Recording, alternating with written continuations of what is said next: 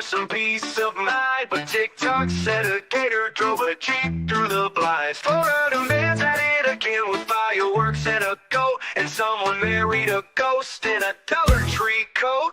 Hey, what in the Walmart rapture is going on? Aliens dancing in a Waffle House song. Karen's got a taser in the checkout line, and Dr. Oz just adopted birds to fight off crime. Oh, I'm just sitting here scrolling, my jaw on the floor. The internet's a circus and I can't take no more. Yeah, when it's wildin', there's a raccoon in the sink. Someone robbed a Wendy's just to steal a frosty drink. A pastor's gone viral yelling about the end is near, while folks ride hoverboards in wedding gear.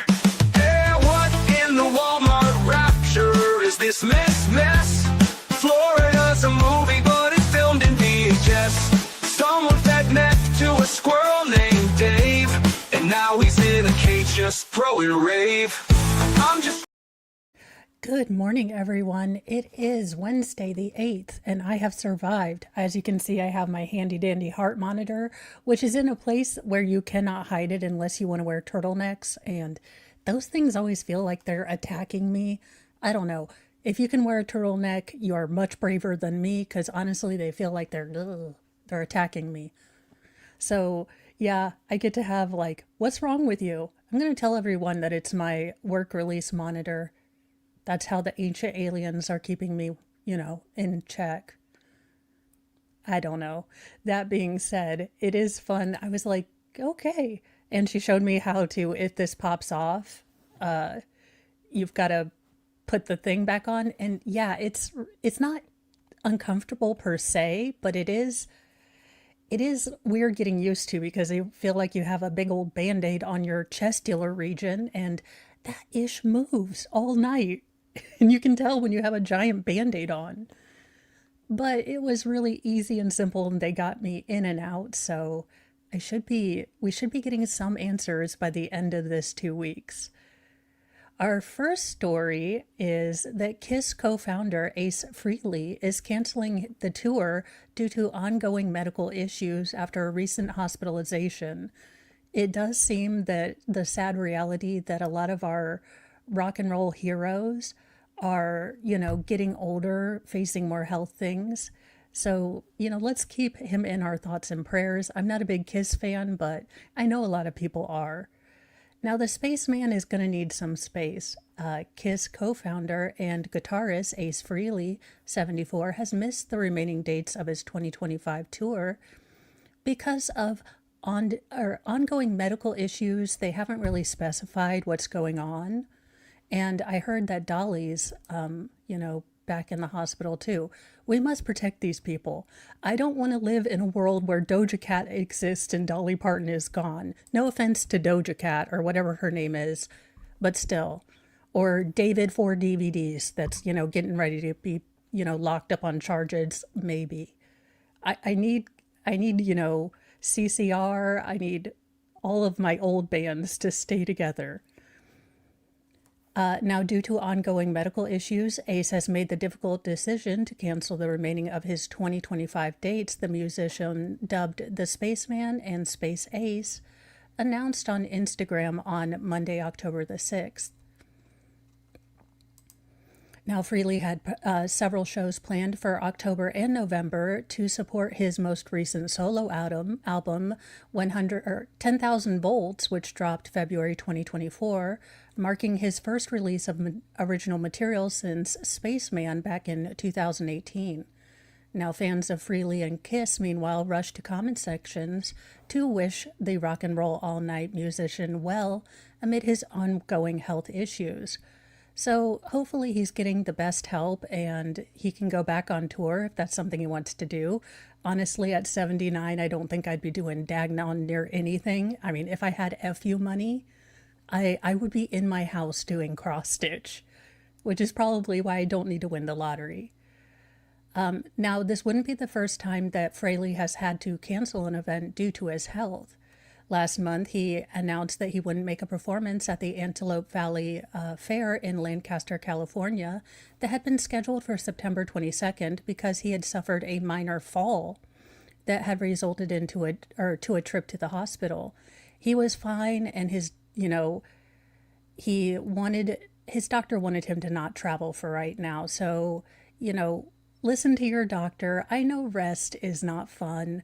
I know rest is not the easiest thing. In fact, it's kind of like prison when you have to be in your bed and you don't even feel good enough to like craft. So I get that. But don't be a hard-headed butthole like me. Learn stuff. Rest, listen to your doctor sometimes, once in a while. That being said, I do hope that he has a speedy recovery. Now, y'all, I don't even know what to make of this. Cops were called to a Staten Island horror house before repeatedly on DV calls before a shocking decapitation. Again, you don't get to... Yeah, he is kind of. Now, we have a severe mental health problem in this country. I'm not telling anything you don't know, but if there have been years and years of sustained, calls from this particular family, how did it get this bad that they continued to, let people back in? A slew of desperate pleas for repeated help drew cops to a Staten Island horror house in the years before a twisted teen, Damien Herzl, allegedly decapitated his mother's boyfriend inside the house. Now, the dismembered boyfriend, 45-year-old City Department of Sanitation worker, Anthony Calaspro, had been listed as possibly the alleged perpetrator in at least 5 DV calls in the last several years, so from 2021. Now, in the most recent report in 2023, sources said that Calaspro had drunkenly attacked Herzl before slapping the teen's mom. So this is not something that was unknown. Why was he continually allowed to go back in the house? Now, allegedly, the attack unfolded after cops had told the aggressively inebriated man to leave the home earlier in the day, only for him to return later that evening. Now, neighbors on the street also recounted witnessing distressing incidents spilling out of the Cary Avenue home, including one with Herzl's mother suffering a broken leg. She was screaming, said one neighbor who asked to be unnamed. I've never heard anyone scream like that. She was on the ground with her leg bent the wrong way, and I said, "Do you want me to call 911?" And the boyfriend said, "No, you're going to be fine. You're fine." Now, during that, or at least the first domestic, incident in 2021, the mother told the cops that her boyfriend was drunkenly breaking things in the home and did have a force multiplier, which was never, found at that point. Now, Calaspro was forced to go on disability because of severe vision loss, a close friend said, and also had a criminal history going back to the year 2000. He has been arrested on suspicion of selling drugs, according to multiple sources. So it sounds like a chaotic thing all over the place. His other offenses, so this is the stepfather, included possessing a gravity knife in 2015 and in 2020 assaulting and reckless driving. Now, the troubled Herzl was also the subject of a mental health call, and multiple of those to the home. Now, his mother told 911 operators that he had threatened self-deletion going back to 2022 and other things. So this is a very chaotic thing, a very chaotic situation, but I do foresee this happening. This is up in, I believe, New York. So I don't know if they are always good at televising their trials, but it's definitely one that we need to watch out for. In an update to a story I brought you Monday, it does look like ex-NFL star Mark Sanchez will be facing criminal prosecution over the possible bloody brawl in my hometown, state, Indiana. Now, Mark Sanchez could face up to 16 years in prison over the violent altercation that saw him, stabbed, and a 69-year-old man battling horrific injuries. Now, that's according to prosecutors who have shed more light on the shocking incident that took place in Indianapolis around the early morning hours of Saturday. Now, Sanchez, 38, is already facing up to 6 years in prison after being charged with a level 5 felony battery causing serious injury. He's accused of instigating the brawl that left him in critical condition and a grease truck driver covered in blood. Now, the former quarterback was initially arrested on suspicion of committing a series of misdemeanors before they were upgraded to a felony charge.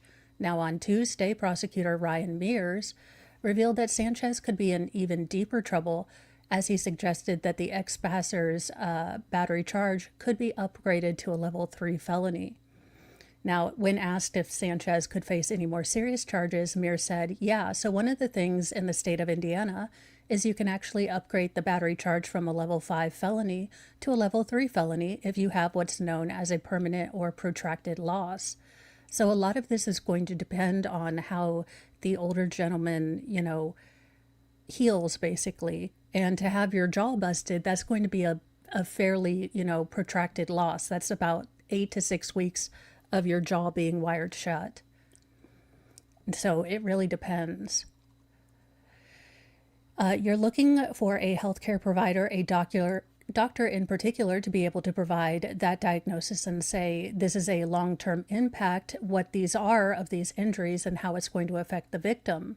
So those are our conversations that we've made with treating physicians, the doctors involved with the case, that will help us ultimately make that charging decision. Now, Mears confirmed that prosecutors are still waiting for doctors to confirm the extent of the victim's injuries. So this will be probably a long thing.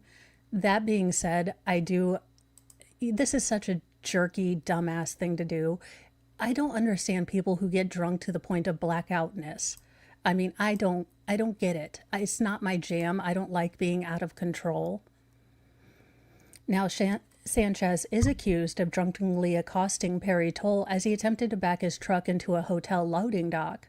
Now, Toll told the police that Sanchez pursued him, entered his truck, and threatened him, causing the driver to spray pepper spray at the ex-NFL star. Now, Sanchez was allegedly undeterred by the pepper spray and continued to strike the man, who fell back onto a dumpster and wooden pallets. Toll then pulled out a knife and stabbed Sanchez several times in the chest because, as he told police, he believed that this guy was trying to hurt him. Yeah, he's also elderly. This man's a huge brick shithouse. Yeah, I don't foresee that the elderly gentleman is going to get charged with anything, but it is Indiana and this is state prosecutors, so stupidity can still happen. That being said, it does look like Indiana is going to be serious about these charges, so this might be one that, we look at. Again, just because he's been alleged of committing these crimes, he still deserves due process. So this will be on in about a year to 6 months to 2 years, because all of the trial stuff, whether he wants to plead down, that kind of thing. I do hope that he is not given a deferment or, a sweetheart deal. I think that he needs to serve some real time. But that's my opinion.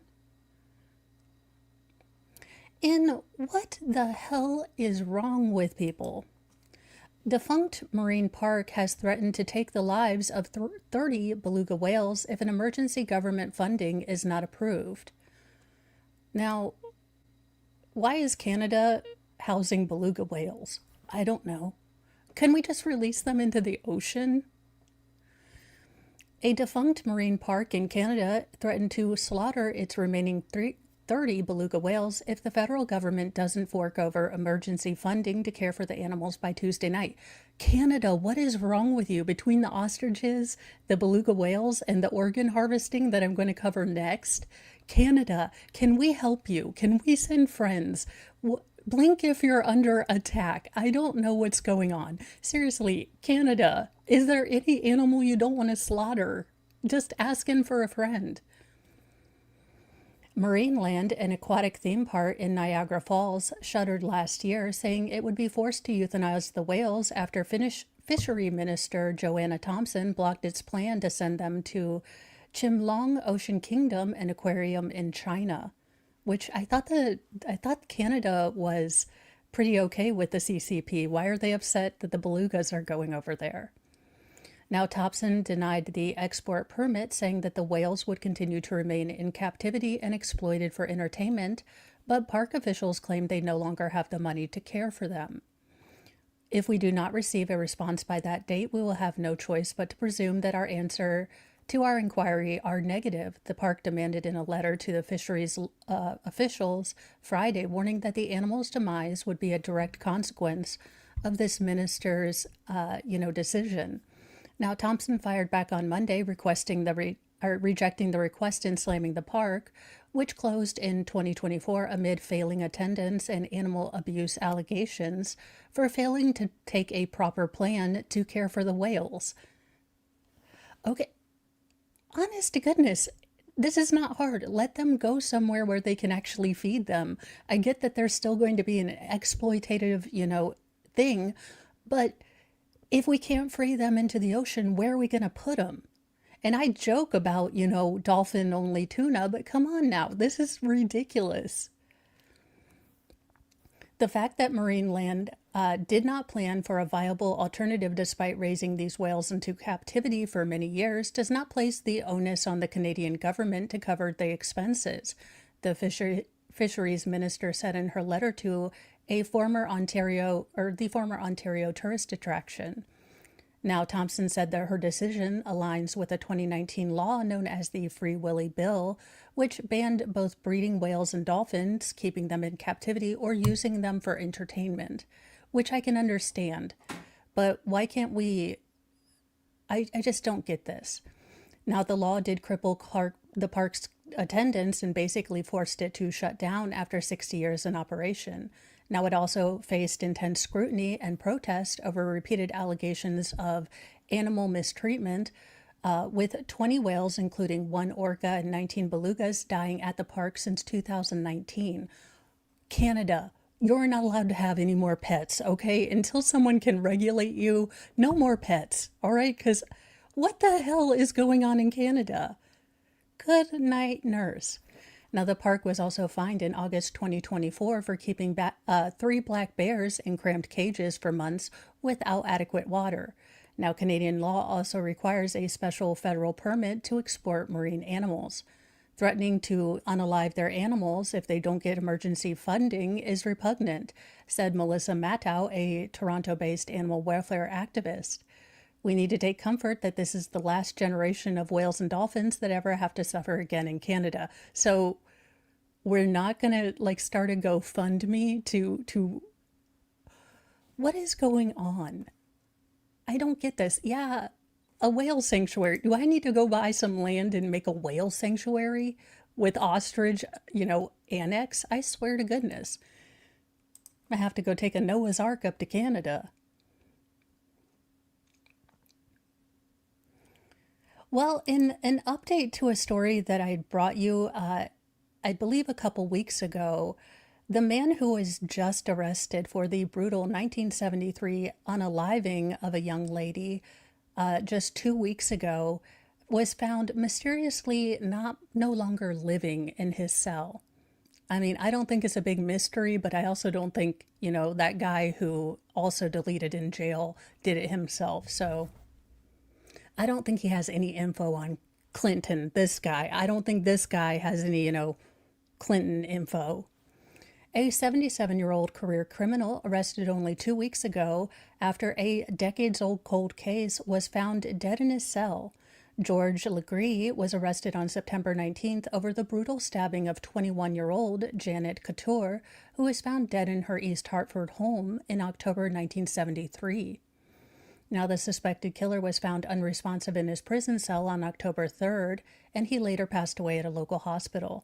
Now, Connecticut police are describing his passing as an untimely death, and the medical examiner has yet to rule out his case. So we might hear some more. Now, Legree was an early suspect in the investigation. However, there was not enough evidence to link him to the crime, according to NBC Boston. Now, the case went unsolved until he was arrested in 2019, and his DNA was taken, which matched a sample in the national database. He was arrested at McDonnell Walker Correctional Institution. Well, it's always good when they arrest you from, jail or from prison. He was there already serving a 25-year sentence for kidnapping a woman in 1984. So this is the young lady that he was just getting found out that, they had the evidence. They took the life. Now, Legree kidnapped a woman from her apartment complex, blindfolded her, tied, SA'd her. The woman was found alive in the vehicle with the horn going off. However, he was not charged with SA due to the statute of limitations. Now, he confessed to stabbing Couture, according to an arrest warrant affidavit. I went into the apartment looking for money, and unfortunately the person woke up and recognized me, and that left me with no choice to what I did. Yeah, there's always a choice. How about stop being a criminal? And I end up stabbing her. Like it's just an accident. Like, things didn't go my way. I had to have a contingency plan. Seriously. Now, police said that Legree's confession included details that only the unaliver would know, such as the color of the knife handle and the exact location that Couture fell. He also detailed that the knife was from her own kitchen and was used to stab her in the chest.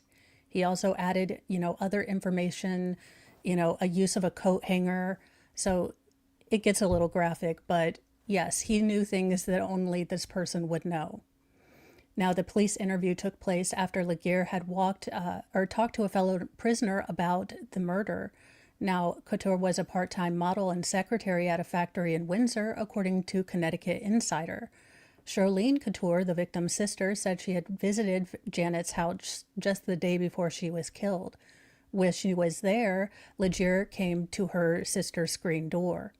Now, officers said that he had a criminal history of more than 30 criminal cases, including convictions for SA, kidnapping, negligent homicide, and others. So, bon voyage, I hope Satan has a party for you. That's all I got to say about that. I shouldn't celebrate this. I really, really shouldn't, but I'm kind of okay with this, so I don't really know where to put this one, but I don't know how to feel about this one. A disgraced middle school teacher who repeatedly SA'd a 15-year-old girl was taken care of by Gen Pop Justice. Sometimes Gen Pop Justice does work, allegedly, in Minecraft. I don't initiate, I just say it. A middle school gym teacher who described himself as a quote-unquote pig, I agree, before being jailed for repeatedly SAing a 15-year-old girl, was, taken out by another inmate in his North Carolina cell on Sunday. Ernest Nichols, 60, was convicted in 2011 and sentenced for 15 years behind bars for SA. He was originally arrested on a staggering 27 accounts, which include a laundry list of just child grossness. Now, he was found dead at his cell in Greene Correctional Institution in Maury, North Carolina at 6:50 a.m., sending the prison into a lockdown. By Tuesday, the Greene County Sheriff's Office served a murder warrant against fellow inmate Wilbert Baldwin, who was already serving a sentence for second-degree murder. Yeah, double prisonate him. Make him a king in checkers and he's going back again. Now, Nichols worked at the Ransom Middle School in Charlotte for 14 years, but was swiftly suspended without pay and banned from grounds when administrators learned of the accusations. Again, say what you want about the Catholic Church, these public schools are much, much more prevalent a problem. I mean, how many times do I put up teacher? We had no idea. I mean, if I were every week doing a priest thing, I would call it out, but it's always teachers. Sometimes female, sometimes male, mostly female. I mean, here lately. Now, his 15-year-old victim, who was not a student at the school, said he had SA'd her multiple times over a 6-month period in 2008 after impersonating his own son on Facebook and MySpace. She said that Nichols would send her explicit messages and make bizarre requests like making up gross stories or letting him know whenever she entered the shower, according to an arrest warrant. Now, the disgraced ex-teacher would sometimes watch the teenager have smexy times with another male and ordered her to tell people she wanted to have smex with him if anyone asked about her encounters, which took place at his family's home. lock him up, throw away the key. Again, bon voyage. I hope Satan has a bitch burrito for you. Like, I'm done. Now, before Nichols was arrested, the young victim's mother confronted him about the months-long abuse and called him a pig. Yes. During their conversation, he was arrested in October 2009 at his home as police seized videotapes, video cameras, photographs, and toys that he had, hidden all over his property. Now, during his hearing, Nichols stubbornly refused to cooperate with the judge, when prompted to enter a plea and repeatedly insisting he wasn't a straw man. Yeah, you are. You're gross. He continued to insist he didn't understand the charges he was facing even after a bailiff was ordered to physically restrain him. He was set to continue his sentence in September 2027. So, yeah, again, these things happen. Don't touch people's kids. I don't know who needs to hear this in the teaching community. Don't mess with other people's kids.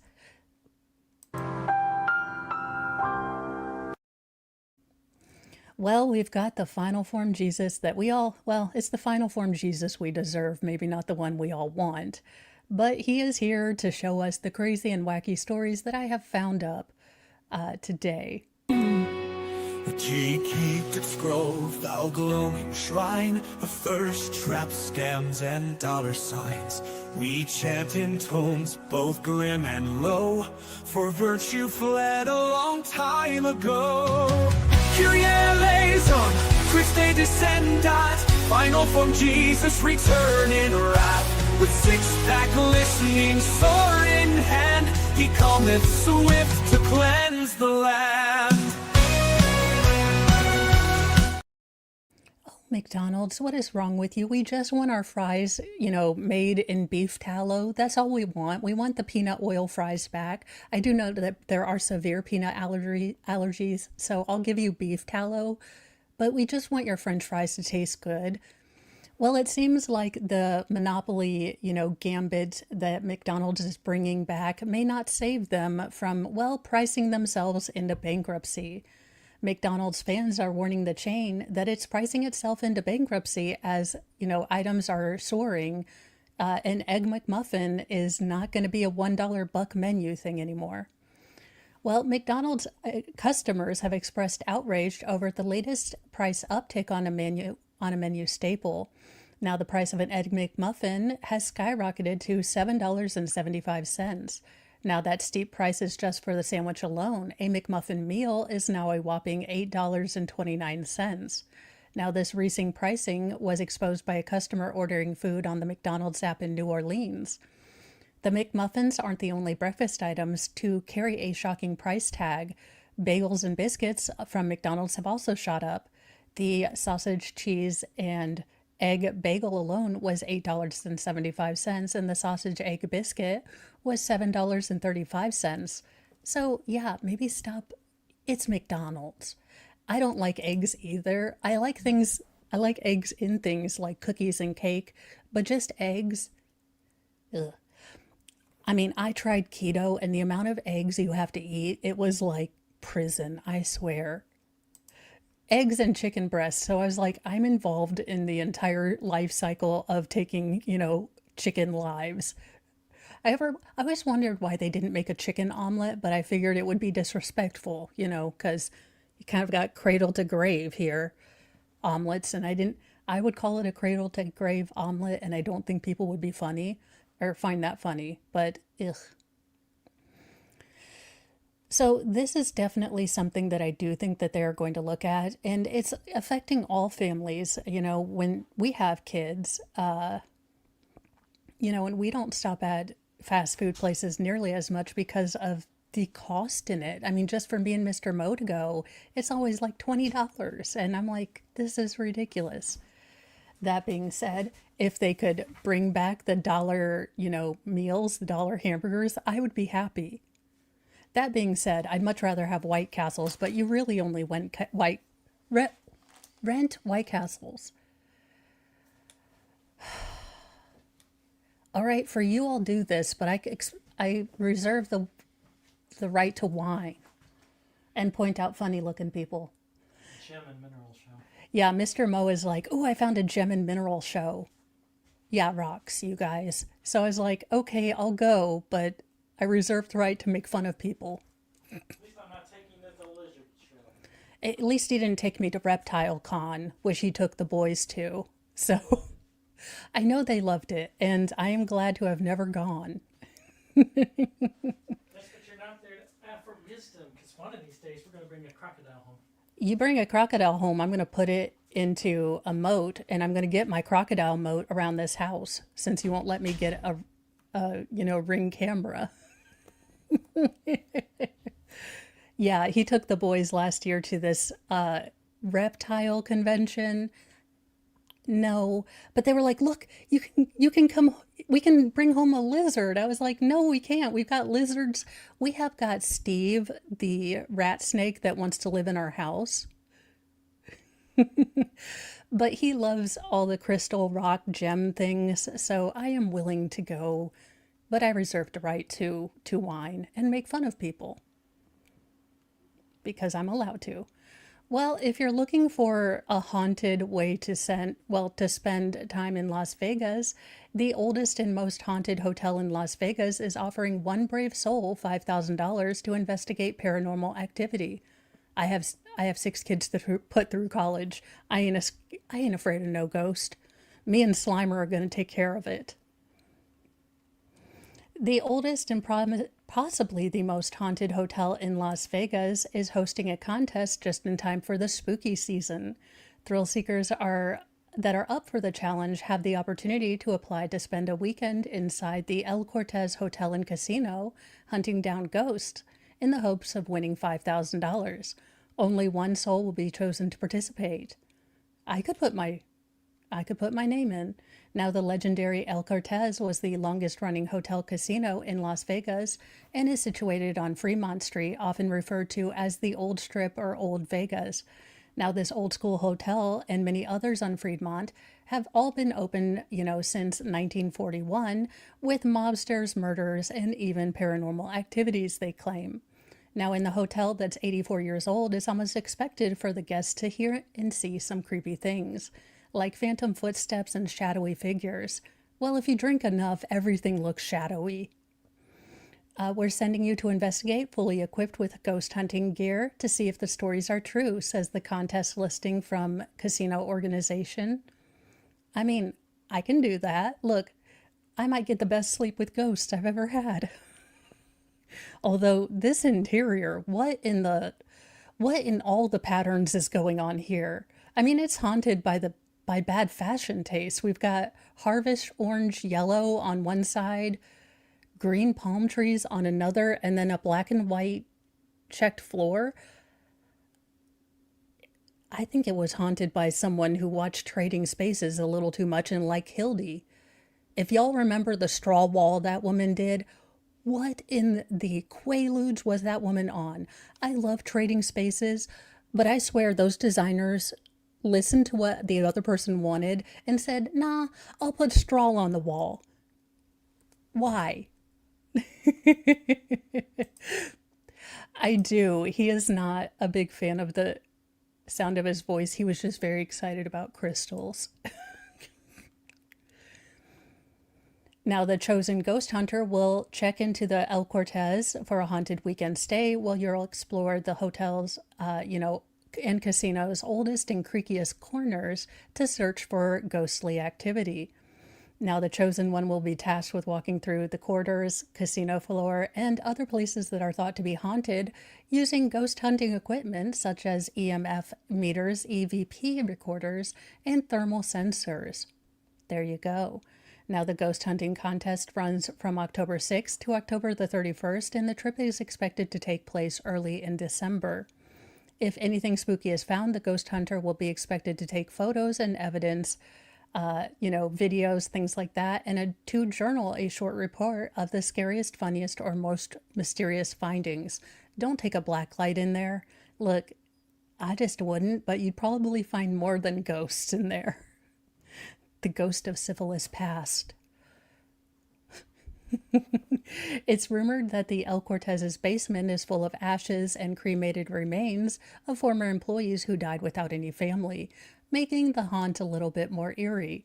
And the $5,000 can go a long way these days, considering people can't get over the wildly high prices in Las Vegas here now. Never been, but there you go. You can go hunt ghosts and take a black light into the oldest hotel and see how many splatters you get. Because that's what I would be doing. Not gonna lie. Well, now I didn't see this story, but we are totally looking up this. An ex-NYPD officer has turned into a demon hunter, ready to slay supernatural beings after being forced by his wife to watch 15 episodes of Supernatural. I'm just making this up. I have no idea. Supernatural may or may not be involved in this. A retired NYPD officer has turned demonologist. Look, the ability to add ology or ologist to something is sacred. You can't just make up your own words. I know demonology is real. I'm just joking.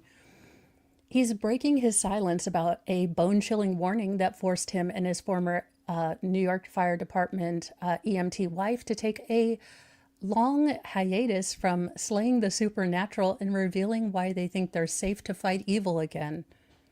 Now, Chris and Harmony DeFlorio committed their lives to chasing demons and paranormal baddies around the world after leaving their city jobs. Now, Chris is 54, retired after 20 years at the 32nd Precinct in Harlem, and Harmony is 49 and left emergency medical services following a lupus diagnosis. Now, for the last 4 years, they said that they've investigated nearly 1,000 cases free of charge. Interesting. But last year, two sinister figures first appear in Florio's dreams half a decade ago returned and scared him enough to hang up his holy water. In 2019, I had a vivid dream that I was in a hotel room confronting demons. Were you in Las Vegas? Because this could explain a lot of things and wrap up that story from before. But I was being defeated. A man in a robe was holding an upside-down cross, ripped my chain, which had 2 crosses on it, and whipped my arm with it 3 times. Have you thought about not eating Thai food before dinner? Just a thought. He continued. A young woman and maybe a young girl around 6 came up to me and they were giggling, but it was a sinister kind of giggling. 6-year-old girls are mean. They can be very mean. And the girl said, "Do you know what happened to the last person who tried to do what you're going to do? He's not here anymore. They said, if you get involved in this, we're going after your family too. Paranormal harassment? I am there." Now, DeFlorio pressed on, boning up on every book and report he could find on demonology, including works by Catholic exorcists Malachi Martin and Reverend Chad Ripker and Gabriel Amareth. But last year, DeFlorio dreamed of the mother and child again, and this time he said there was no vivid imagery, only 6 chilling words. "We told you to stay away. Again, sir, don't drink Dr. Pepper before dinner. Also, stop watching The Omen, okay? Just a thought." Now, when the couple who fancy themselves the modern-day version of the famed paranormal investigators Ed and Lorraine Warren, who may have been more charlatan than actual real. We always, look at The Conjuring, but there were a great many people who thought Ed and Lorraine were a bit nutty. So basically, they're fighting demons. Where is Buffy when you need them? This is the rapture we get and deserve. Now, he did go full, Ed and Lorraine with like, the power of Christ compels you with holy water and a crucifix. But this time he heard the whispering directly in his ears. "If you are having auditory hallucinations, please go see your local therapist." I am not equipped to give you any more life advice than that. But if you talk to God, A-okay. If God is talking back to you, maybe double check that shit. Just saying. Now, the house has been quiet since, but DeFlorio couldn't shake the repeat warnings. "I was very upset and worried for my family. I'm not just scared for me, but it hit home because we have grandkids now." "What does Grandma and Grandpa do?" "They go hunt demons." I thought that was the Kowalskis. How can you Narcan a demon? Oh my God, could you imagine demon cops with a demon in a wife beater and his wife? He didn't do nothing. It just when he drinks. And he's over here, I'm not going back to parole. I'm just saying, I would watch demon cops. I would watch the hell out of demon cops. That being said, sidetracked. We decided we needed to do this. They've been called back. They are going back. They are putting on their armor and their holy water super soakers, and they are getting back into the demon fighting game. Now, they added that we're just his messengers, his being capitalized meaning Jesus, I believe. But yeah, so there we go. Good luck and take super soakers. I have nothing to say to that. What am I going to say to that? It obviously seems that they're very, very into this, and if they think they're doing something good. But personally, am I going to call them or a cop if I feel tired and scared? I don't know. Well, again, Canada, are you okay? Please send us a maple flower with a happy face. Organ harvesting has surged in, well, Canada, after pushing euthanasia as a cure for depression. Who'd have thunk? And what's that country that really needs a lot of organs because they're running out of Uyghurs? Oh, it's the CCP, allegedly in Minecraft. Organ harvesting has surged across Canada, fueled by a controversial assisted euthanasia that has been offered to people battling depression, not just terminal illnesses. Canada's legalized medical assistance in dying, or MAID, was passed around 2016, allowing for medical professionals to either administer or prescribe a drug to help shuffle off the mortal coil, eligible to patients who are not getting, are just at the end of their ropes, and not for, compassionate hospice care. This is, do you just not feel, are you having a bad day? This is ghastly. This is a terrible, terrible thing. And I have to approach it with humor because otherwise I'd just cry. This is the most disgusting, vile thing I've ever heard about. Because we've all had those times in the dark where we don't think we can see the light of another day, and we would miss out on such cool things. It's just absolutely ridiculous. Now, those who opt for MAID can also agree to donate their organs after death, voluntarily giving them to patients who need a transplant. But today, even Canadians who aren't terminal can qualify for the government's assisted program. Those that are battling from autoimmune disease and diabetes to chronic pain sufferers who could live for years with proper care. Now, the controversial policy was delayed until March 2024, amid fierce arguments that it could be exploiting the most vulnerable and pressuring them to give up their organs to others that have been deemed more deserving. Yeah, it sounds about right.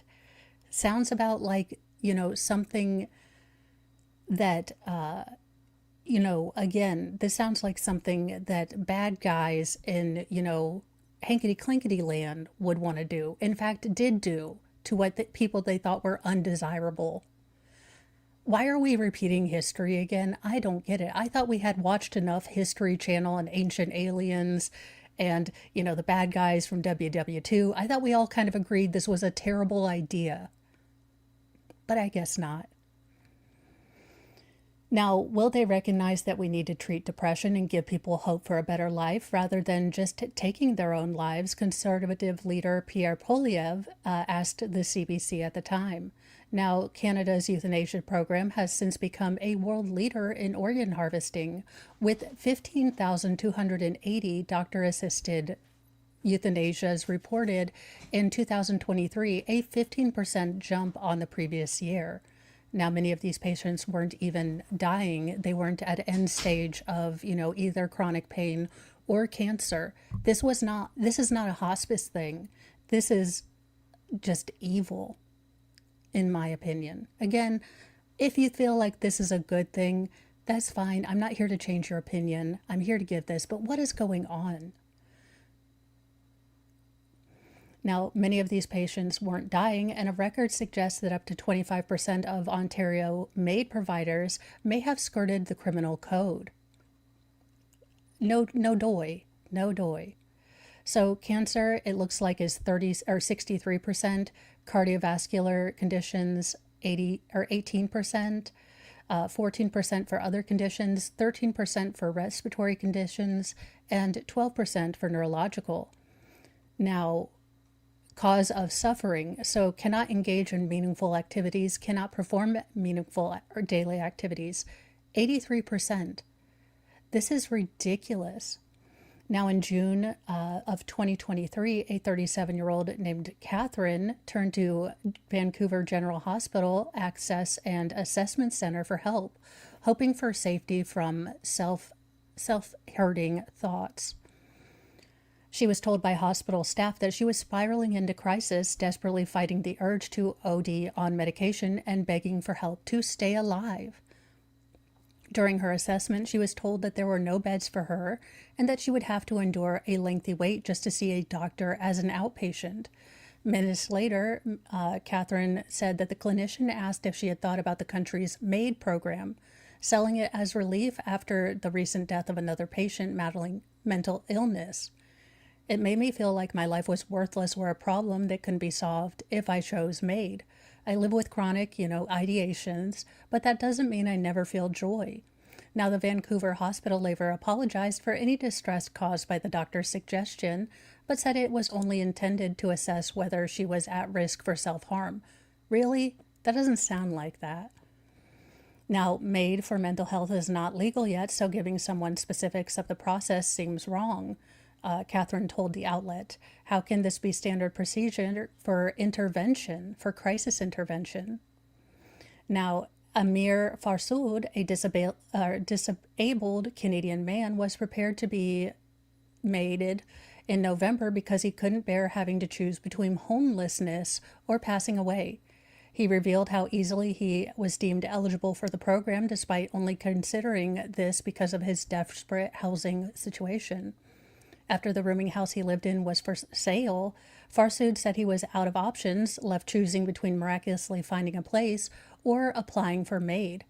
I did tell my doctor right off the bat, while I qualify for medical reasons, the reason I'm asking is my socioeconomic position at the moment. Now, Dr. swiftly approved Amir for MAID under the grounds of unbearable suffering, clearing the way for him to be euthanized after a 90-day assessment and waiting period. Are you kidding me?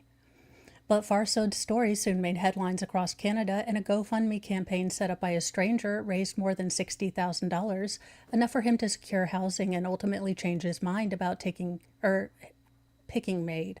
I'm having to be very careful with this because there are certain words that they don't like. And look, I will fully admit that I am an American. I do not understand a whole lot about Canada. I usually call it Canada, but Canada. And I don't understand how this works, but can I say as an outsider looking in, this looks pretty damn gross and disgusting.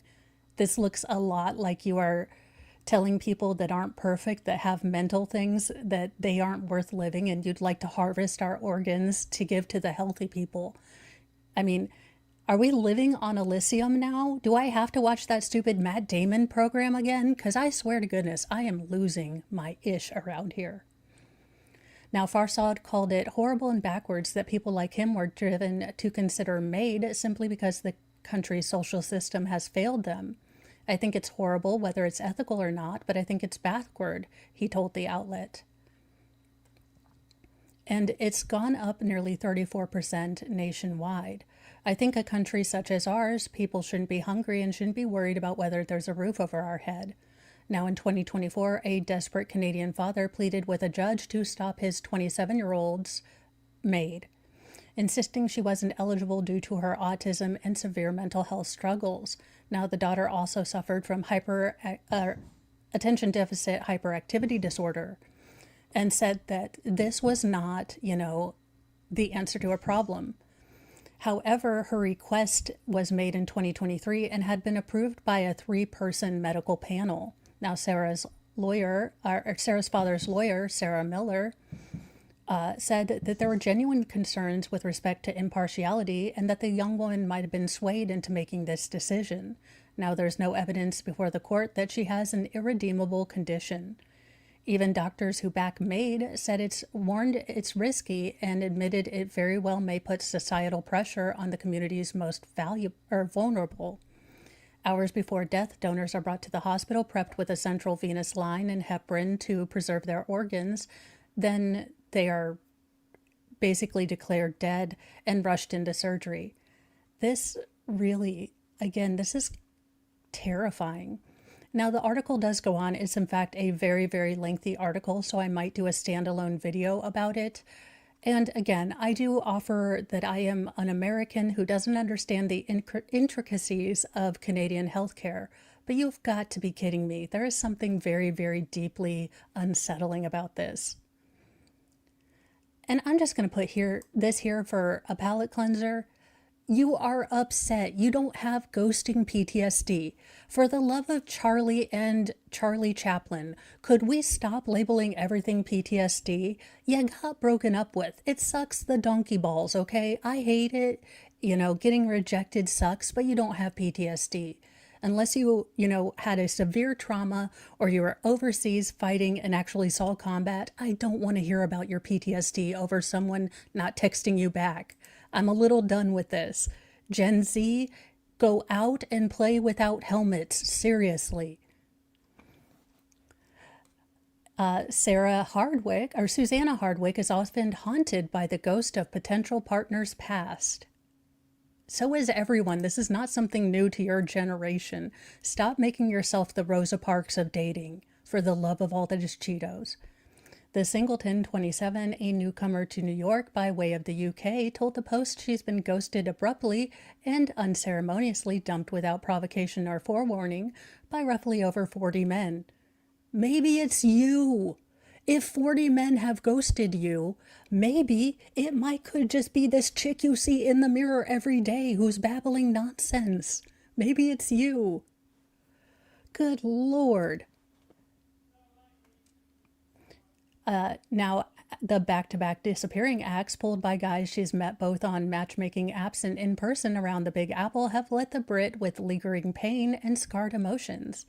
Like, getting ghosted can be destructive for your self-worth and self-esteem. No shit. It's called dating. It's called you aren't going to find your soulmate exactly. We all get bruised and banged up with love.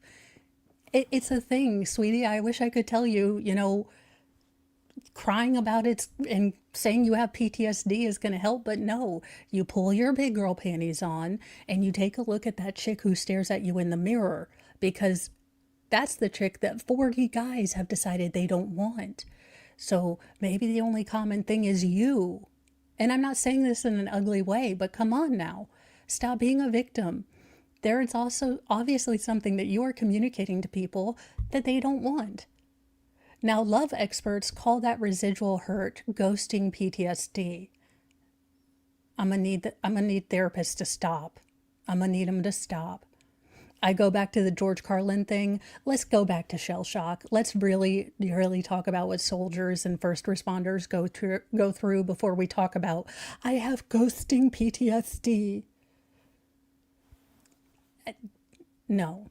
Now, for people that really do deserve to have, some sort of PTSD because they're disgusting, rotten people, but they won't. In fact, they will get more mad that I'm roasting them, naming and shaming, than they will their own crimes. But we have another cavalcade of convicts and felonious alleged behavior to bring to you today for Lord Chippy. They're our skin, they steal our grace. These monsters wear a human face. No gavel, no badge, no throne, no crown can stop Lord Chippy from burning them down. Justice ain't fast, justice ain't clean. It's a long, sharp road through the in-between. So raise your fists and light your flames. Chippy's coming and he don't play games.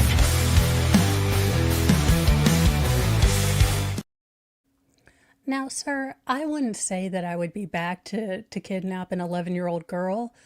just for any reason, don't mess with people's kids. I don't know what's so damn difficult about this, but apparently a lot of people need like a remedial, like schoolhouse rock, don't touch other people's kids. When I would do it again, a man who tried to kidnap an 11-year-old girl warned that he would be back again the next day. Lock 'em, stock 'em, send 'em to Snake Island. We wouldn't have this problem anymore. An Arizona man is behind bars for trying to kidnap an 11-year-old girl, according to Grand Canyon State Police, and he apparently told the police he would do it again. Now, Christopher Leon, 34, stands accused of kidnapping and aggravated assault, according to the Tulsa Police Department. Now, charges are not the first for him. This mugshot, the Kubrick stare, the general unkemptness and weirdness, it's not his first time, being told he's not allowed to be near schools. Surprise Pokemon face. Christopher Leon has, been doing this before. Now the defendant allegedly admitted to being convicted of child grossness in the past after being arrested over the weekend. But he also said that the incident would not be his last. Now, the underlying incident occurred on the afternoon of September 29th near the intersection of 87th Avenue and Van Buren Street in Tulsa, a small city located about 13 miles due west of Phoenix. Now, according to a press release issued by the state last week, at the time the girl in question was walking home from school. Now, the child said that an unknown man grabbed her by the forearms and tried to place cash in her hands. Yeah, no, do not do this, do not try this with anyone's kid.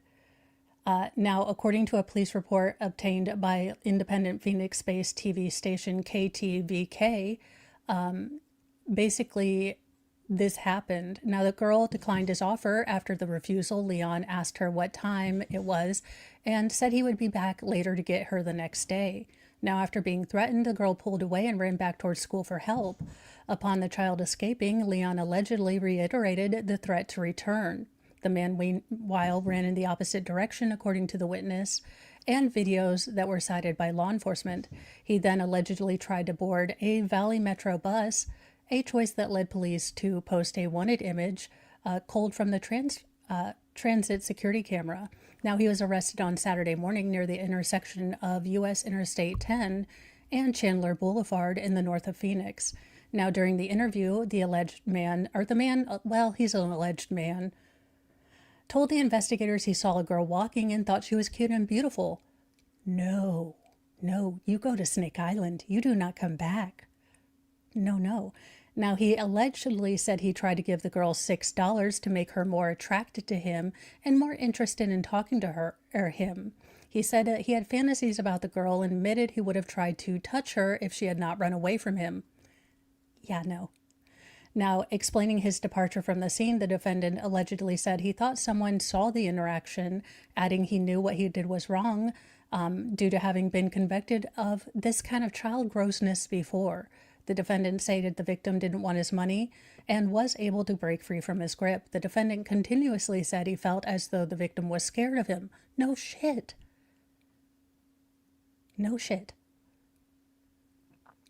And felt as though she was being kidnapped. Now, amid this allegedly voluble confession, there were claims from Leon himself that he was attracted to younger girls and would do it again if not punished by the law. He allegedly confessed to engaging in 3 similar incidents involving children in Tucson. Now, he was convicted of SA after assaulting a female suspect at a bus stop in Tucson in 2017, according to court documentations. He also said he accidentally exposed himself to an adult woman on the bus when he was leaving Tulsa. Now, he is being held in the Maricopa County Jail on $750,000 bond. So considering he thought $6 was a lot of money, he's probably going to stay there. Let's hope. Now, I don't know if it was the Gordita special or what, but who the hell stabbed someone to death because of Taco Bell? Well, this woman from Wisconsin. Again, Wisconsin, you are vying right there with Indiana to be the Florida of the Midwest. And Michigan, you too. We are having a 3-on-3 battle royale to try to figure out who is the most Florida in the Midwest. A Wisconsin woman was charged with reckless homicide after police say she stabbed her cousin in the neck because he wouldn't help her get a job at Taco Bell. As you do. Rajana Hall, 19, remains in bars in Milwaukee County Jail after the September 29th stabbing of her cousin, 18-year-old Jaquavian Wright. Now, according to a criminal complaint reviewed by Law and Crime, an argument erupted between Hall and Wright in the early afternoon that escalated to threats before culminating in Wright's death from a stab wound to the neck. Police said that witnesses who watched the alleged incident unfold, including family members, told them that Hall wanted Wright to get her a job at Taco Bell where he worked. Now, according to the criminal complaint, Wright lived with his family, his girlfriend, and Hall in the same duplex in Milwaukee. On the afternoon of September 29th, police responded to the scene after a 911 call was placed by Hall, who told dispatchers that Wright was mad after she spit on him before he ran up and hit her. Then she allegedly admitted to stabbing Wright in self-defense. Now, when police arrived at the scene, they found Wright outside, bleeding from a stab wound to his neck. And unfortunately, even though life-saving measures were taken, he lost his life, in the yard. Now, Hall was read her rights and interviewed by the police the same day. She told the police that among the arguments she had with Wright that day is she was mad at her cousin for not giving her a, job at Taco Bell. Now, Hall admitted to pepper spraying Wright, and the two went their separate ways for a while. Later, Hall and Wright came back to her room where she swiped at him with a knife, putting a hole in his shirt. She also claimed that Wright came into her room and laid hands on her. Now, it was during this this alleged confrontation that Hall said she ended up cutting her own leg before she raised the knife over her head and stabbed Wright, who then ran out of the house. Now, I don't know what's going on, but if she does make a claim of self-defense, this is probably going to go to trial. So it is one to be watching for. Taco Bell, really? That is it? Taco Bell. Now, Hall allegedly admitted that while she knew she could have killed Wright with the knife, she stated that was not her intention. We've got another Sarah Boone. Unintentional. And she told the police she was scared, but would not commit to saying whether the alleged stabbing was accidental or intentional. Now, Wright's mother was interviewed and said she came by the home to find her son in the kitchen and the Hall in the bedroom nearby, allegedly holding a knife with a 6 to 8 inch blade, saying to Wright, "I'm going to cut you." Yeah, it's not looking good for that self-defense.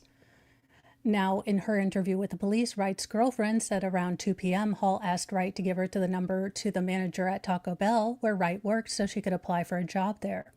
She said that the witness Hall's numerous alleged threats and pepper spray happened. She told the police it was common for Hall to threaten Wright and include to threaten to have people come up from Mississippi to fight him. Now, the girlfriend said she heard Hall saying, "I'm going to stab you. I'm going to take your life." Not those words exactly, all while doing an evil laugh. So again, that does seem like there is going to be a lot more coming out about this. This is going to be a he said, she said. And, she is presumed innocent for right now. So let's see if the state can prove everything that they're saying that.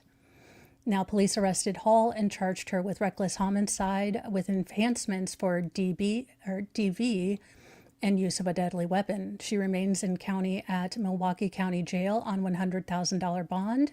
So we will be looking at this case coming soon too. Now, what in the name of absolute Satan, who does this? And I know the clear answer is Satan, but who lies to a bunch of diabetic children? What in the hell is wrong with you? Some don't even know. A fake pediatric nurse treated diabetic children, even wrote fake prescriptions in order for insulin to be administered at schools. This is insane. A Las Vegas woman is accused of posing as a nurse and writing fake prescription for diabetic children, with police saying she provided false assurances to parents, pharmacies, and school officials, all while lacking any kind of professional license or medical oversight. Now, Crystal Scott, 44, is facing more than 70 counts total for forgery, practicing or offering to practice nursing without a license, and many other charges, including child neglect and endangerment, and furnishing a dangerous drug to a minor in connection to her phony pediatrics practice. Good night, nurse, basically. Now, Scott allegedly set up the businesses without licenses, provided medical consultations to unsuspecting people, wrote care orders, and even caused insulin and other drugs to be furnished to at least 12 children, according to local CBS affiliate KLAS.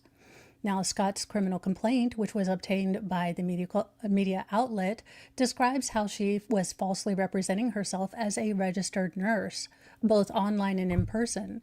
Scott assumed the position of trust with vulnerable families who relied on her for critical medical treatment for their diabetic children.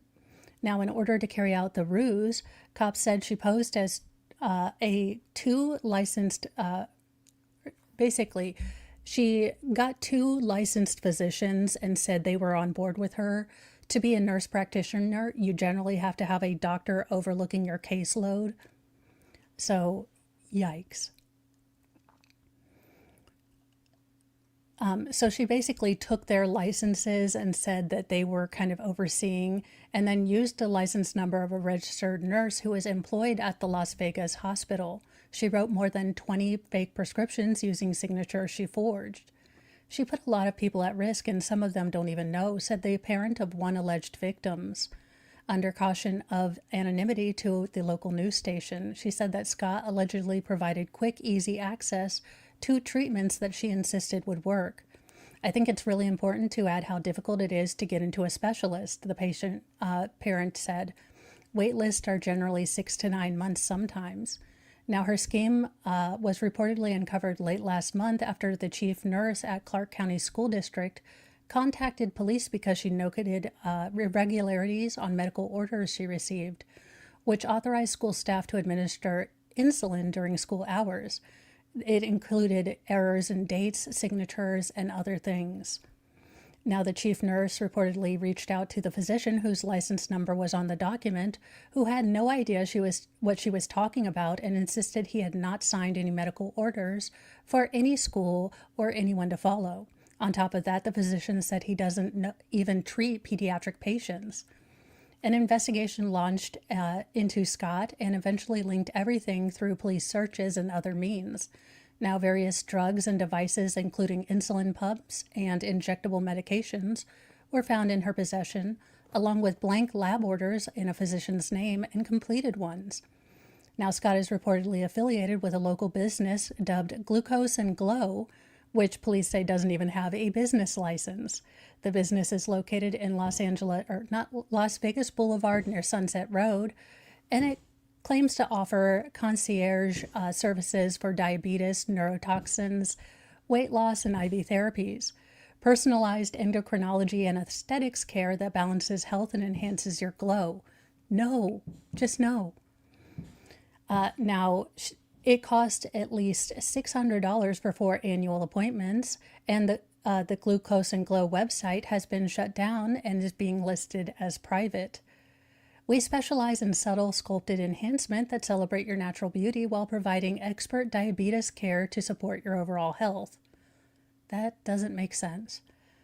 Now, KLS also reported that Scott's photo is listed on the website, the docsnv.com, with a bio that says that Crystal is a registered nurse with a master's degree in dietetics and a dedicated diabetes instructor with 15 years of experience in specializing in pediatric care. She's also a board-accredited member of the Nevada Diabetes Association. There you go. Now, she lives with her husband and their 6 children. Sure she does. At this point, her kids aren't probably real. Now, Scott's attorney, Jack Buchan, told the local news station that there are complexities of this case that will no doubt be litigated in the future to show that she at no point meant to criminally be culpable or harm any child. Sure, Jan. You just, we're playing around with diabetes. like it's your job when it's not. You haven't even had any training. I mean, it didn't even sound like you started like Judson Welcher style, like, your first day of pre-med. Sounds like you were just like, I have an associate's, therefore I am pre-med. What in the world? Just crazy. In our final story, who would do this and doesn't think that they're going to get a stomach ache? Now, I'm a fan of Haribo gummy bears just as much as the rest of everyone, but don't eat 6 and almost a half pounds in 3 days. Just don't do it. A man was hospitalized after eating 6.6 pounds of gummies in 3 days. And they were the regular gummies, not the special gummies, because he'd be dead. He'd be Cheech and Chong still. A 33-year-old UK truck driver needed emergency treatment after consuming a large quantity of gummies in a relatively short period of time. Nathan Remington, a truck driver from Yorkshire, reportedly ordered 3 kilograms or 6.6 pounds of Haribo cocoa jelly from Amazon after getting a craving for the gummies. He proceeded to consume all 10,461 calories worth of gummies in just 3 days. He started experiencing serious physical symptoms shortly after, because 6 pounds of gummy bears would kill you. I mean, He was taken to the emergency room with severe abdominal pain, sweating, high blood pressure, and cold sweats. Yeah, you've just eaten all the sugar. You try to eat sugar at expert levels and didn't realize that you have to train. Good night. What is wrong with some people? I swear I am asking these questions. Like, is the Matrix broken? Did we die? Did the Matrix go? Is this CERN? Is this why? Is the super particle collider responsible for all this? Now, the medical staff suspected that he might be suffering from food poisoning, but further tests revealed that he had unnaturally high levels of gelatin in his digestive tract. After performing several tests, he was diagnosed with acute diverticulitis. Now, diverticulitis is a condition where, in which small protrusions called diverticula form in the colon wall, both causing infection and inflammation. Now, medical experts explained that consuming large amounts of certain ingredients, like gelatin, can increase, bowel and intestinal obstructions, and they can lead to diverticulitis. So maybe don't eat all of the gummy bears in 3 days. Now, according to medical experts, the most common symptom of diverticulitis is persistent severe abdominal pain in the lower left abdomen. So it's usually distinct from typical indigestion or constipation and lasts more than a day and gradually worsens. So just don't eat all the gummy bears. Now, I am almost done with this. I have to go get some actual, like the last little bits of thread to finish it. But that does mean we are going to the Force. Yes, the next cross-stitch project after this one is done and should be on my channel is Star Wars. I don't just buy Sailor Moon. So I need to get the colors today while I'm out with the youngest, most feral daughter. And then we are going to finish up this project. And then we are on to Star Wars. It's stained glass. It's the original Star Wars. I'm sorry, Disney. I will refuse to make anything. But this looks like it's a fun one. And, oh, yeah, if he ate the sugar-free ones, he would have been 5.5 seconds away. It is real Star Wars. So that's what I'll be working on next. Hopefully I can put that up on my craft channel, because the saga of the vanities continues. The new vanity that we got arrived with a broken mirror. We got that refunded. So now I have a craft desk, and hopefully, in theory, I get my actual working vanity today. Let's hope. Let's hope, because after this, I'm just giving up on vanities. I don't care if we find another one. I'm not buying another one. Obviously, I have like vanity issues. Well, it is. It's got Han, Luke, and Leia, and not Poe, Rey, or Rey. So I thought it was pretty funny, and the stained glass looks pretty cool. I might put it in my bathroom. But it is making me excited because I finally have a craft desk, so craft stuff can continue at some point.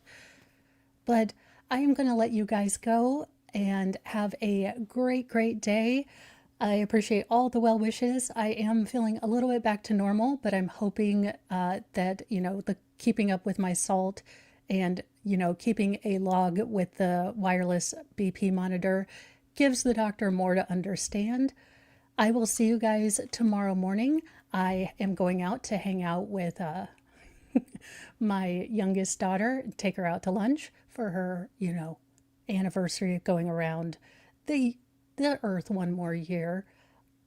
She's like, "You're so embarrassing." And I'm like, "That's my job. You don't understand. I'm at the age where I don't care what anyone thinks about me."